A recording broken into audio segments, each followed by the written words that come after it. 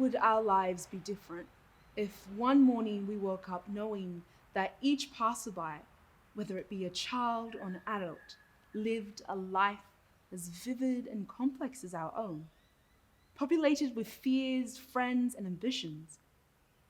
Each encounter with a stranger then would have a sense of familiarity because we would understand that the person across from us, behind us in the checkout line, or crossing the road had a story to tell.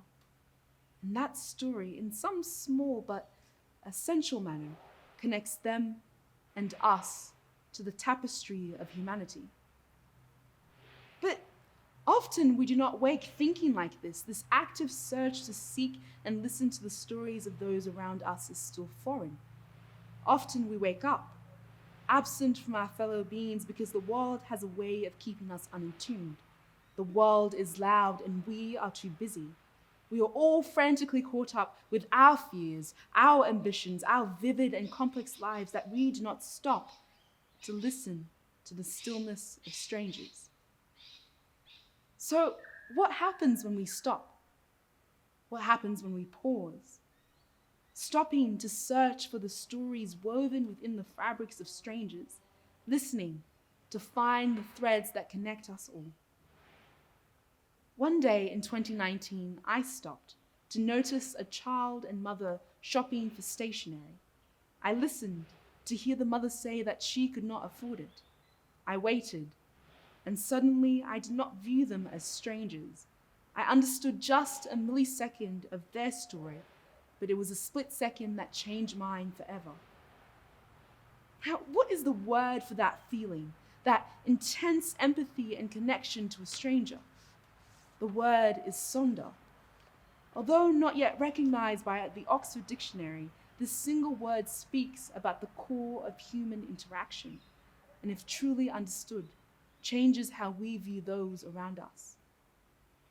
After that brief encounter, I felt sad, not because the mother could not afford the item, but how indifferent they were about their situation. I wondered how many children and parents lived this reality where this interaction is the norm. As of 2020, more than 774,000 Australian children are living below the poverty line. That means 1 in 6 children do not have access to a decent standard of living in one of the world's wealthiest nations. How is this possible? I knew I had to do something.